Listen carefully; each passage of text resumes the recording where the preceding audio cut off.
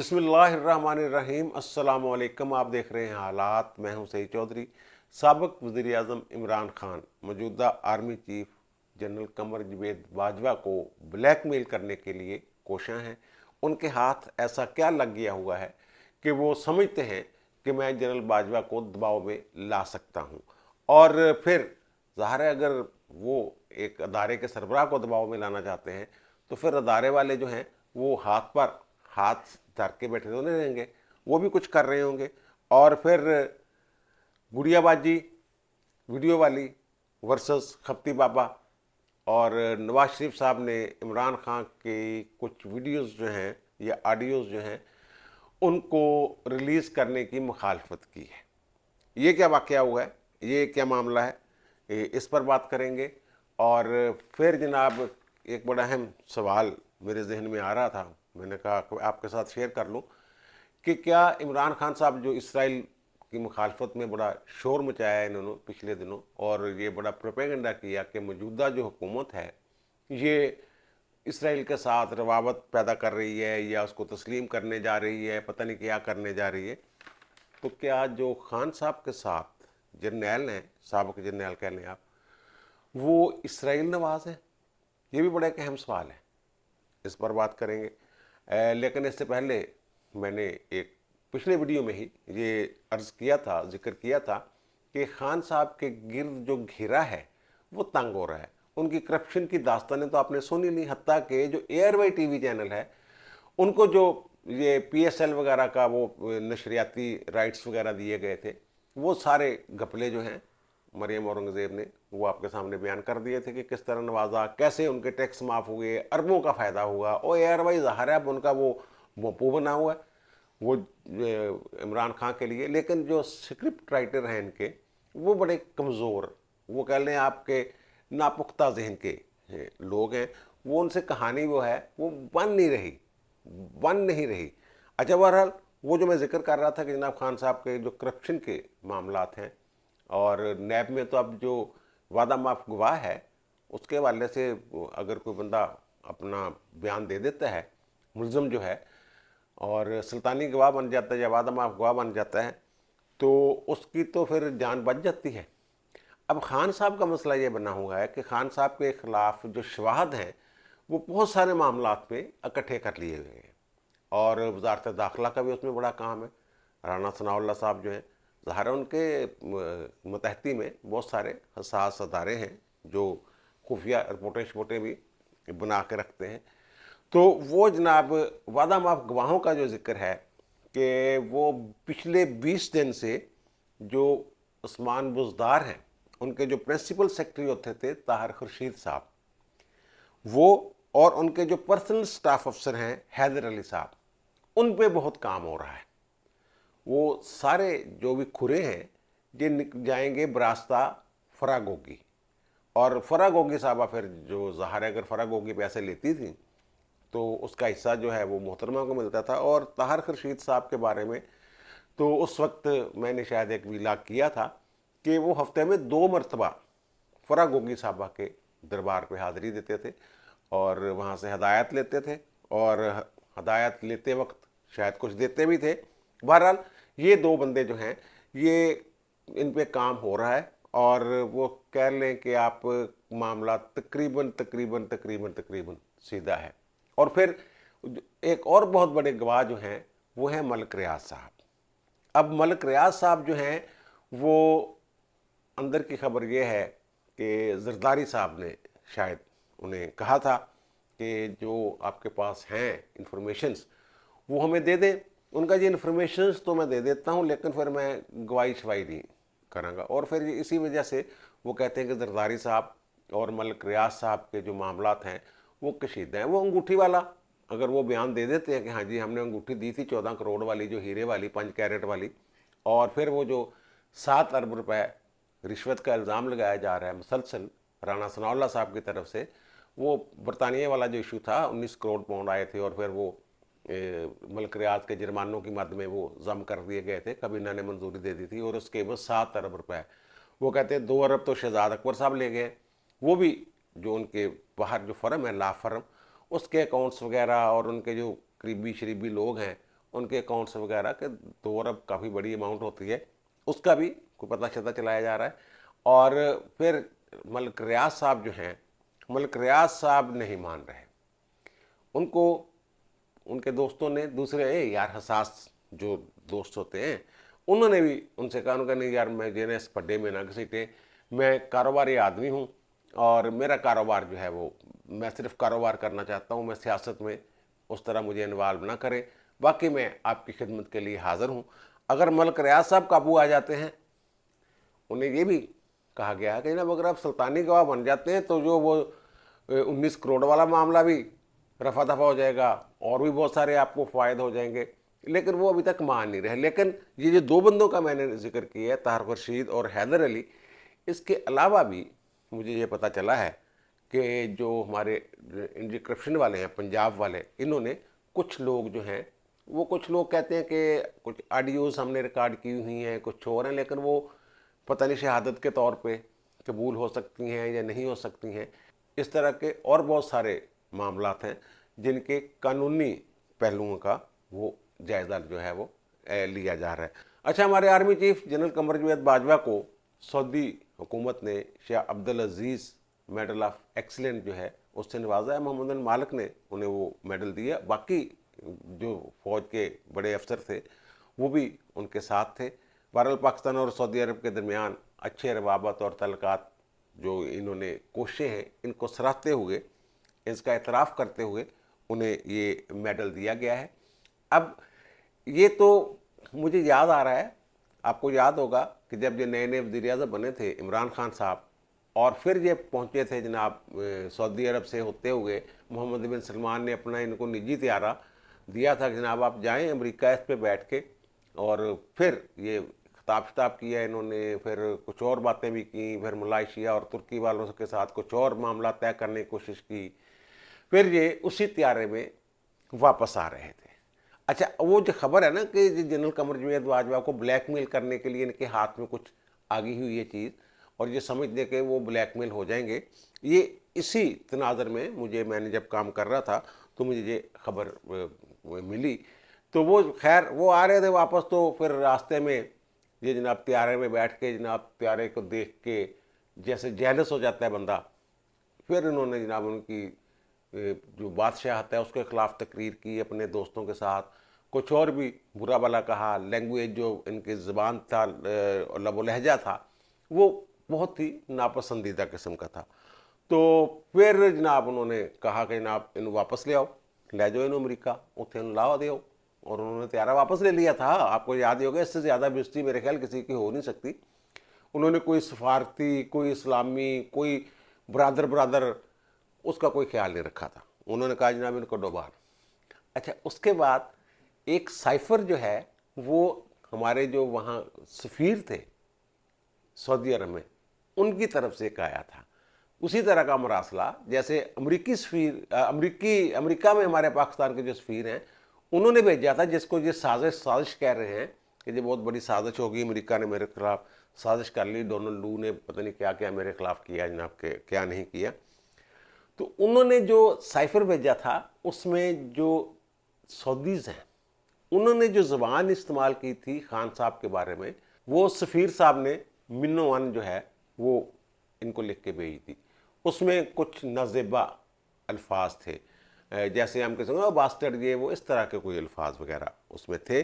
अब मौजूदा जो वज़ीर ख़ारिजा उनको चाहिए कि वो साइफर जितने भी पुराने हैं वो सारे कर दें ओपन। खान साहब ने एक कर दिया, ये भी सारे कर दें, देख लें जनाब सऊदी क्या कहते थे इनको। और उसमें इन्होंने, आपको याद होगा कि शाह महमूद कुरैशी ने बड़ा गर्म होकर और लाल चेहरे के साथ सऊदी अरब की ऐसी तैसी करती थी, प्रेस कॉन्फ्रेंस की थी, वो इसी वजह से। और फिर सफ़ीर साहब जो हमारे हैं उनको इन्होंने फौरी तौर पे बेल बदल के फिर जनरल बिलाल अकबर साहब को भेज दिया था कि सफ़ीर यार तो कंट्रोल नहीं कर सके, तेरे सामने दंदी ज़बान इस्तेमाल हुई और तू कुछ कर नहीं सके। अब ये जो अमरीकी साजिश वाली बात है, जो हमारे साबिक सफ़ीर ने अमरीका से भेजा था साइफर, तो उसमें ये कहते हैं पीटीआई के साहब जो हैं, उन्होंने कहा जनाब मुझसे कहा कि मेरी बात हो रही थी इस हवाले से, तो उन्होंने कहा जनाब आपने देखा है वो तो वज़ीर आज़म के नाम पे ही नहीं था। मैंने कहा जी कौन था? उनका जनाब उसमें जो मुखातब है डोनाल्ड लू का, वो वज़ीर आज़म पाकिस्तान नहीं है, बल्कि जनरल कमर जवेद बाजवा है। वो कहते हैं कि जनाब इसको छुपाने की कोशिश की गई, कुछ 4-5-6 कापियाँ, पता नहीं 5 कापियाँ उसकी होती हैं, वो सीसी की जाती हैं। और वज़ीर आज़म साहब के पास वो कहते हैं कि जनाब सबसे आखिर में पहुंची थी और सबसे पहले जो है वो बाजवा साहब तक पहुंची और हसासदारों तक पहुंची। और वो कहते हैं कि उसका जो मुखातब है वो जनरल कमर जवेद बाजवा है। वो जनरल कमर जवेद बाजवा से ये कह रहा है डोनाल्ड लू, जिनको इन्होंने पाकिस्तान में दावत भी दी थी और फिर चंद दिन बाद इन्होंने वो मार्च के आखिर में लहरा दिया था तहरीक अदम-ए-एतमाद के चंद दिन पहले वो लेटर के जनाब ये आ गया है ख़त अमरीका से, ये आ गई है धमकी। तो वो कहते हैं कि उसमें जो मुखातब किया जा रहा था वो जनरल कमर जवेद बाजवा, यानी उनसे ये कहा जा रहा था कि जनाब अगर तहरीक अदम-ए-एतमाद कामयाब होगी तो हम पाकिस्तान को माफ़ कर देंगे, वरना फिर हम जो है वो सख्ती करेंगे, जो भी उन्होंने कहा को है ये वो। अब खान साहब इस बुनियाद पे, खान साहब आप धमकियाँ ये दे रहे हैं अंदर खाते इनडायरेक्टली कि जनाब मैं वो बताऊंगा, लेटर जो है मैं ओपन कर दूंगा, क्या है वो मेरे ऊपर जो कानून लगता है, सीक्रेट एक्ट जो बनता है बन जाए, मुझे कोई परवाह नहीं है। और मैं बताऊंगा कि जनाब वो जो पैगाम था वो जनरल बाजवा के नाम था और जनरल बाजवा ने उस पैगाम पर अमल किया। ये बयानियाँ जो है पीटीआई अब बनाएगी, जब बनाने जा रही है, या फिर अभी सोचो विचार है कि ये इसको ऐसे करना मुनासिब है भी या नहीं है। लेकिन सारे जो पिंडी वाले हैं वो तो बहुत तेज़, बहुत आगे की सोच रखने वाले हैं और वो साजिशों को नाकाम बनाना उनका काम है। और ख़ान साहब के इस बयानिए को अगर वो बनाएंगे आगे चलकर तो वो थोड़ा थोड़ा जिक्र कर भी रहे हैं किसी न किसी अंदाज में, लेकिन दो टोक नहीं कह रहे।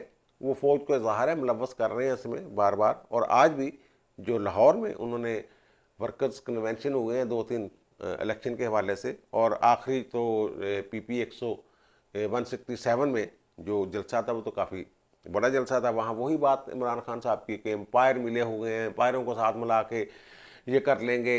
और एम्पायर ये उस वक्त 2014 के धरनों में कहते हैं एम्पायर की उंगली उठने वाली है। जब वो लोगों ने पूछा कौन एम्पायर, फिर 4-5 दिन बाद मुकर गए। पहले फौज की तरफ इशारा कर रहे थे, फिर ये मुकर गया कि नहीं ना मेरा तो एम्पायर अल्लाह है, मेरा तो अल्लाह की तरफ इशारा है।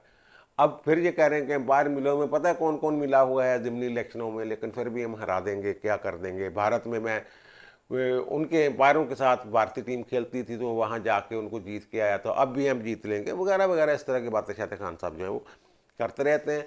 और फिर मैं जिक्र कर रहा था कि खान साहब जिनके चहेते हैं क्या वो इसराइल नवाज हैं, ये बड़ी अजीब सी बात लगेगी आपको और मैं भी ये बात करते हुए थोड़ा सा घबरा रहा हूँ। जनरल ज़हीर अल-इस्लाम साहब हैं जिन्होंने खान साहब के जो धरने थे 2014 वाले और तारुल कादरी साहब वाला धरना, वो कहते हैं कि मास्टरमाइंड वो थे ज़हीर अल-इस्लाम साहब। ज़हीर अल-इस्लाम साहब ने पिंडी में अब कोई ऐलान किया है, वहाँ कोई कर्नल रिटायर्ड हैं शबीर रहमान साहब, PP 7 से उम्मीदवार हैं ज़िमनी इलेक्शन में, उनकी हिमायत में अपने घर में कोई जलसा जुलसा किया है, मुअज्जिन को बुलाया है और खिताब शिताब फरमाया है ज़हीर अल-इस्लाम साहब ने PTI के लिए। वो PTI में शामिल एक तरह से हो गए हुए हैं, तो वो उन्होंने ये सारा वारदात डाली थी। वो 2012 से नवंबर 2014 तक जो है वो रहे थे DGIS से। अच्छा, अब वो जो उनके आगे जो पहले अफसर थे अहमद शजा पाशा साहब, अहमद शजा पाशा साहब और ज़हीर अल-इस्लाम साहब की जो पॉलिसी थी वो सेम थी, एक ही पॉलिसी पे दोनों गामजन थे। अहमद शजा पाशा और ज़हीर अल-इस्लाम साहब कह रहे हैं कि जनाब एक ही दिए के दो परतू थे, या आप ये कह सकते हैं दोनों एक दूसरे का साया थे। अच्छा, अब जनरल जो अहमद शजा पाशा साहब हैं, ये विकीलीक्स 2010 खबरें आई थी पाकिस्तानी मीडिया में भी और उसकी तरदीद नहीं हुई थी कि जनरल अहमद शजा पाशा ने 2009 में जो इसराइल की मोसाद है, ठीक है ना, समझ आ गई आपको, उनके साथ या उनके जो सीक्रेट एजेंसी है उनके ऑफिशियल्स के साथ रब्ता किया था और भारत में उनके कुछ मफादात जो है उन पर जद पड़ रही थी, तो वो उनको इन्फॉर्मेशन जनरल अहमद शजा पाशा साहब ने दी थी। और वो कहते हैं कि उनके बाद जो आने वाले थे जनरल ज़हीर अल-इस्लाम साहब, वो भी वो राब्ते जो थे या जो भी मामला था वो बड़े ममनून इसराइली रहे हैं ISI के इस हवाले से। उसके बाद ज़हीर इस्लाम साहब जो हैं वो भी उसी कह लें आप पॉलिसी पे या डगर पे वो चलते रहे। वैसे ये तो कोई ऐसी बात नहीं है। और फिर दूसरी, हाँ, जो इनके PTI के एक लीडर हैं खुर्शीद कसूरी साहब। खुर्शीद कसूरी साहब पहले होते थे काफ लीग में, मुशर्रफ के साथ थे, उनके वज़ीर ख़ारजा थे। 2005 में वो तुर्की में उनकी मुलाकात हुई थी इसराइली वज़ीर ख़ारजा के साथ, और बड़ी वो कहते हैं लंबी तवील, और उसके बाद बड़ी खबरें आने शुरू हो गई थी, शायद पाकिस्तान इसराइल को तस्लीम करने जा रहा है, और नरम कोशा। वैसे जो कैसी बात है नहीं, लेकिन खान साहब जो कहते हैं वो उनके घर से ही वो मवाद जो है वो बरामद हो जाता है। बहरहाल मुझे ये कन्फर्म नहीं है कि ज़हीर इस्लाम साहब इसराइली नवाज तो नहीं कहना चाहिए, या इसराइल के साथ अच्छे तल्लुकात वगैरह की बादशाह तो जो है वो हो सकती है। अच्छा, अब आते हैं जनाब हम ये जो एक ट्रेंड चलाया है इन्होंने, और वो ख़बर क्या है, वो कहते हैं गुड़ियाबाजी वीडियो वाली। शहबाज गिल जैसे जो लोग हैं या चौहान जैसे जो लोग हैं, मेरा ख्याल है कि उन्होंने कभी शर्म का नाम भी नहीं सुना। उनकी लुगत में तो ये लफ्ज़ है ही नहीं ना, वैसे भी उन्होंने नहीं सुना। अब खबर क्या है? खबर जनाब ARY एक चैनल है, आपको याद होगा ARY झूठी खबरों पे कई दफ़ा उसको जुर्माने, बल्कि जब मीर शकील रहमान के ख़िलाफ़ उन्होंने कंपेन चलाई थी और उन्होंने बरतानिया में उनके खिलाफ दावा किया था, तो वो इतना भारी जुर्माना था, और फिर माफ़ी भी मांगी थी ARY ने, और ना सिर्फ माफ़ी मांगी थी बल्कि वो वाइंड अप करना पड़ा था उन्हें वहाँ से अपना जो ये सिस्टम था ARY का। और फिर इसहाक डार साहब के ख़िलाफ़ यही चौधरी गुलाम हुसैन और साबर शाकर ने अपने प्रोग्राम में उन पर जो किया था, मलबा मुशलवा डाला, गांधा छालने की कोशिश की, तो उन्होंने भी बरतानवी अदालत से रजू किया, और फिर बरतानवी अदालत के हुक्म पर उनसे इसहाक डार से भी इनको माजरत करनी पड़ी थी। अब वो खबर निकाल कर लाए हैं जनाब चौधरी गुलाम हुसैन साहब। यार वो क्या खबर है? मैंने कहा ना, इनके स्क्रिप्ट राइटर जो हैं वो बड़े कमज़ोर हैं, पचगाना उनका जहन है, नापुख्ता। अब वो कह रहे हैं जनाब कि जब ये नैब की कस्टडी में थी, अब ये देखेंगे किसके हक में ये जा रही है। जब ये नैब के कस्टडी में थी तो इनको किसी खातून वर्कर ने को मोबाइल शोबाइल दिया, वो खबरें पुरानी हैं, पहले भी आई हुई हैं। मोबाइल दे दिया तो वो आई खवातीन इनकी तलाशी लेने के लिए, पता चल गया जनाब को मशीन लगी हुई थी उसके ज़रिए, जैसे भी वो कह रहे हैं, और फिर वो अपने तकिए के नीचे या सराहने के नीचे वो मोबाइल रख के उसके ऊपर बैठ गई, और फिर वो बरामद हो गया मोबाइल। उस वक्त तो इन्होंने ये खबरें चलाई थी जनाब, उस मोबाइल में जो डाटा है वो ये बता रहा है कि जनाब कोई भारत से पता नहीं किस किस मुल्क से रब्ता है और कहाँ कहाँ से उसको वो गाइडलाइन मिल रही है मरियम को। अच्छा, अब स्टोरी ऐसे बना रहे हैं कि नहीं वो खतून ने दिया था मोबाइल, वो मरियम का नहीं था, किसी और का, इस तरह की बातें चाहते जो भी है।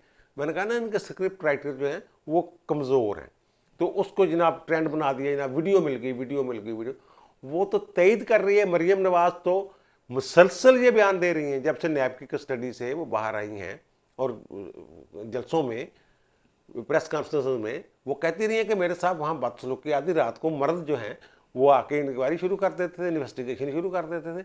वो कहते मेरे पास तो ऐसी ऐसी दास्तानें हैं वहाँ की नैब की कस्टडी में कि मैं किसी वक्त मुनासिब वक्त पे वो बताऊँगी। वो तो बहुत ही यानी घिनौना, वो कहती हैं कि उस वक्त किरदार था नैब के एहलकारों का, ऑफिशियल्स का, जो भी थे। तो वो तो उनकी फेवर में जा रही है कि वाक़तन ऐसा हुआ। चलो मोबाइल बरामद हो गया, मोबाइल तो जेल में, अगर मोबाइल बरामद हो गया तो उस का जो जुर्म बनता है उसके मुताबिक मुकदमा करें, जो भी करना है अगर बनता है। तो इस बात की भी इंक्वायरी होनी चाहिए, ये वीडियो बनाई किसने, लीक किसने की। तो लेकिन ये कोई ऐसी वीडियो नहीं है कि सनसनी पैदा, और वो पूरी सनसनी ऐसे फैला रहे हैं कि गुड़ियाबाजी, एक तरफ तुम उसको बाजी कह रहे हो, हमारे तो यार यहाँ जिसको बाजी या बहन कह दिया जाए उसके खिलाफ मुंह बोली भी बहन हो तो उसके खिलाफ तो एक लफ्ज़ सुनने, और आप खुद अपनी बाजी के खिलाफ ये ट्रेंड्स जो हैं वो चला रहे हैं। और फिर वो जो बनी गाला में कहते हैं, वो भी ARY की खबर है, वो कहते हैं जनाब वहाँ एक जसूस पकड़ा गया जो पता नहीं क्या लगा रहा था, कोई आला लगा रहा था, आले समेत पकड़ा गया, वो पुलिस के हवाले कर दिया जनाब। अब जो पुलिस वाले हैं वो कहते हैं कि ये तो बंदा ही नीम पागल है जो हमारे हवाले कर गए हैं। और ARY का नुमाइंदा जो है वो हमारे हवाले करके गया है, उन्होंने हमारे हवाले किया है और कुछ बताया नहीं क्यों हवाले कर रहे हैं, और ये दिखा रहे हैं ये डिवाइस है, ये डिवाइस है, वो ये डिवाइस है। ओ भाई वो डिवाइस कहाँ है, क्या थी डिवाइस। बहरहाल ये एक झूठा मूठा जो है ना स्क्रिप्ट ऐसा बनाते रहते हैं। अब जो पैमरा वाले हैं, पैमरा को पता नहीं मौजूदा हुकूमत कमज़ोर है या पैमरा को कोई सोए पड़े हैं, झूठी खबरों पे कोई एक्शन नहीं हो रहा, फेक न्यूज़ पे कुछ नहीं हो रहा यहाँ पे। अच्छा, एक खबर ये भी बनाई गई, वो जो मजहूल सा बंदा पकड़ा गया वहाँ से बनी गाला से, जब मुबैना तौर पे इन्होंने पकड़ के जनाब पुलिस के हवाले किया कि वो कातलाना हमला जो होने वाला है उसकी कोई साजिश का हिस्सा है। इस तरह झूठ चताली। और दूसरी तरफ जो मैं कह रहा हूँ नवाज शरीफ वाला जो मामला है, वो यार ये ना, अगर वो उसको चला रहे हैं गुड़ियाबाजी वाली, तो वो खपती बुड्ढे वाले चला सकते हैं। उनके पास भी ऑडियो वीडियो ज़ारा हुकूमत में है, और जो इमरान के मुखालफिन हैं या इमरान जिनको ब्लैकमेल करना चाहता है, उनके पास कुछ नहीं है, बहुत कुछ है उनके पास। ऑडियोस तो वो कहते हैं कि जनाब एक लंबी लिस्ट है, या बड़ा एक भारी मवाद है जिसमें वो नाजेबा गुफ्तगू गैर और उस गैर महतात गुफ्तगू वो खान साहब कर रहे हैं, तो वो जनाब इनके पास भी ज़ाहिर है, फिर वो लीक करवा सकते हैं। तो लाहौर में इजलास था, वज़ीर आज़म साहब भी, वज़ीर दाखिला भी, बहुत सारे लोग भी थे, और बताया ये जा रहा है कि नवाज शरीफ साहब भी थे। तो वहाँ मुख्तलफ पहलू जो हैं खान साहब की इस तरह के हरकतों के, यानी कि वो खपती बुड्ढे के ख़िलाफ़ वो उसी तरह की लबो लहजा ज़बान या किरदार अदा करने की जब बातें शातें हुई, तो नवाज शरीफ ने उनको मना कर दिया। उनका यार ये देखें, ये जो इस हद तक घटिया जो नीचे तक उतर गए हुए हैं, तो हमें ये जेब नहीं देता कि हम उस हद तक उनके बराबर आके घटिया हरकतों का मुजाहरा करें। और फिर वो जो ऑडियो और वीडियोज़ वगैरह हैं, वो कहते हैं कि उससे कोई कौमी सलामती के मामले भी जुड़े हुए हैं। ये भी कुछ इश्यूज़ हैं जिसकी वजह से वो एज इट इज़ उनको नहीं, वो खबर शबर तो शायद आनी शुरू हो जाए कुछ दिनों बाद। वो कुछ ऐसे मामलात भी हैं जिससे कौमी सलामती के मामलात भी जुड़े हुए हैं, इसलिए वो फैसला ये हुआ है, तय ये हुआ है कि उनकी बुनियाद पे अगर फौजदारी या कोई भी कानूनी कार्रवाई जो है मुमकिन है, तो वो ठोस शवाहद के साथ वो कार्रवाई की जाए। उनके इस तरह की जो चवले ये मार रहे हैं, इसके जवाब में खपती बुड्ढे के ख़िलाफ़ कोई चवले जो हैं वो ना मारी जाए। ये खपती बुड्ढा जो है ना, ये वहाँ इस्तेमाल हुआ है उस मीटिंग में, इजलास में, ये लफ्ज़, इसलिए मैं बार बार खपती बुड्ढे का लफ्ज़ जो है वो इस्तेमाल कर रहा हूँ। बहरहाल खान साहब जो हैं ये पिंडी वालों की तरफ से तो मुकम्मल तौर पे अब बरामदा दरगाह है, और ये जो ब्लैकमेल करने की कोशिश कर रहे हैं जनरल कमर जवेद बाजवा को उस साइफर की बुनियाद पे, वो उन्होंने कहा जा यार चक्कर चल चल चल काम कर जा जो मन नहीं कर ला। ਇਹ ਕੋਈ ਉਹਨਾਂ ਨੇ ਕੋਈ ਜਿਹੜੀ ਥੋੜੀ ਰਿਪੋर्ट है कोई ISI की रिपोर्ट है, ਅਸੀਂ ਇਹਨੂੰ ਚਟਲਾਤਾ ਜਾਂ फिर चटलाता, कहता जो कहता। अब मुझे दीजिए इजाज़त, इंशाल्लाह दोबारा मुलाकात होती है नए व्लॉग के साथ। अल्लाह ताला आप पर, मुझ पर, हम सब पर मेहरबान रहे। अल्लाह हाफ़िज़।